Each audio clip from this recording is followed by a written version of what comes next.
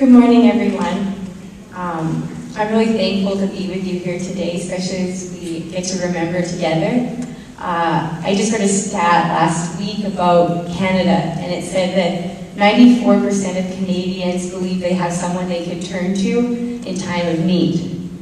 Which, what a powerful statistic about our nation. Especially as I've been to other parts of the world where you see that that's not the case. I'm very proud to be Canadian. Today, I'm just going to share briefly about our village, Uganda. I have the blessing of getting to see you here, and I'm excited to tell our kids back in Uganda that I got to be with all of Holy Rosary, because they're very familiar with Holy Rosary, and they've heard a lot about you. But I also get to go to Uganda and see the faces of the people there.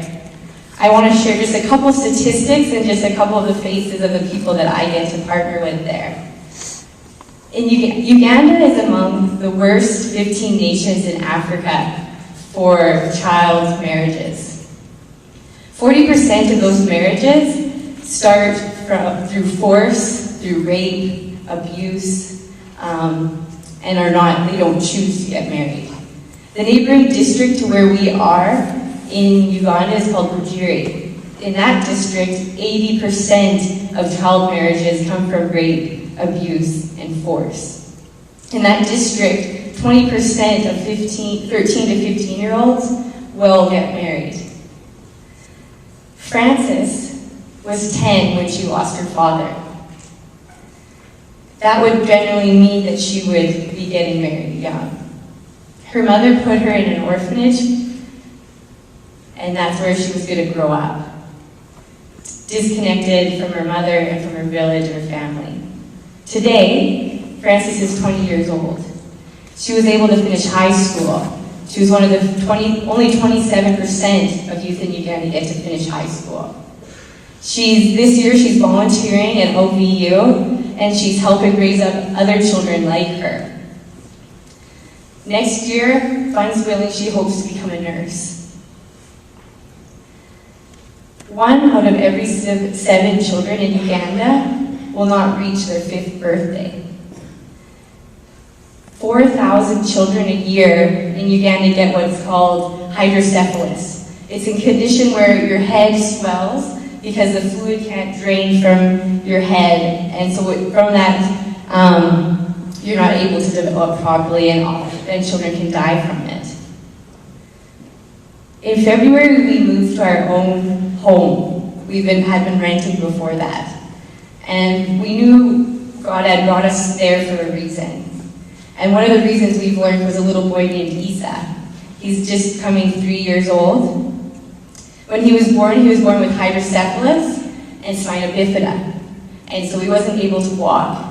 His mother abandoned him and left him with his father. His father was only 16 years old. When we first were meeting Isa, we would find him alone in a mud hut because his father had to go and work each day. Isa's baby toe was eaten off by a rat one day because no one was there to take care of him and to stop it.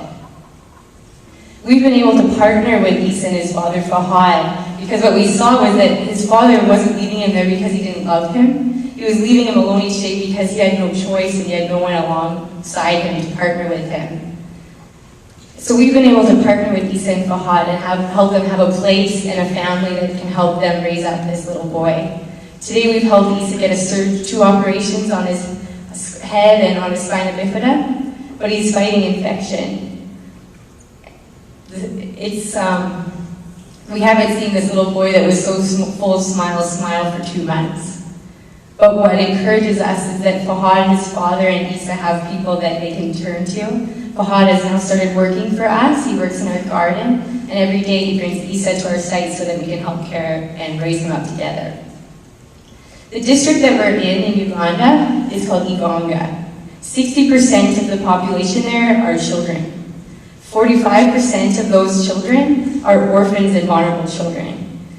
That means those are the children that fall through the gaps in society, that aren't getting the education, the health care, the nutrition, and love that every child deserves. Uganda has 7.6 orphans and vulnerable children in total. Paul, when I first met him, was sleeping on a church pew. He didn't have, he had made it through school, but he didn't have extra education, and he was raised as an orphan himself. He was in his 20s. Today, Paul is the Ugandan director of Our Village Uganda. Though he didn't have a father or mother in his life, he became a father figure to hundreds of Ugandan children, and he's been a man of integrity there. The most incredible part about doing this work that I've been so blessed to be a small part of in Uganda is just seeing, in a way, how small I am, but how big God is, and how God uses small people, broken people, but builds together a community so that they can do something mighty. Isa, Francis, Paul, Mr. Lucas, Miss Mann, Caitlin, Curtis, the Key Club, Holy Rosary, you've been a part of that puzzle. So I just want to thank you today. I really can't say enough, but for the impact that you are making. We're changing these statistics, and then there's a face behind these statistics. This was one video showing part of our solar sustainability. We have other videos showing our goal is restoration and empowerment, so that we won't be looking for hands out from Canada in the long run. That we will empower our community so that it will overflow into its village, so that they will be the people of change, and they will see restoration. So I just am so thankful to be with you all here today. And I just want to say a huge thank you from Our Village Uganda for the sacrifice you are making for people that you haven't got to meet. And I'm so thankful through technology that we are getting to know each other and more and see the faces behind the statistics. So thank you very much.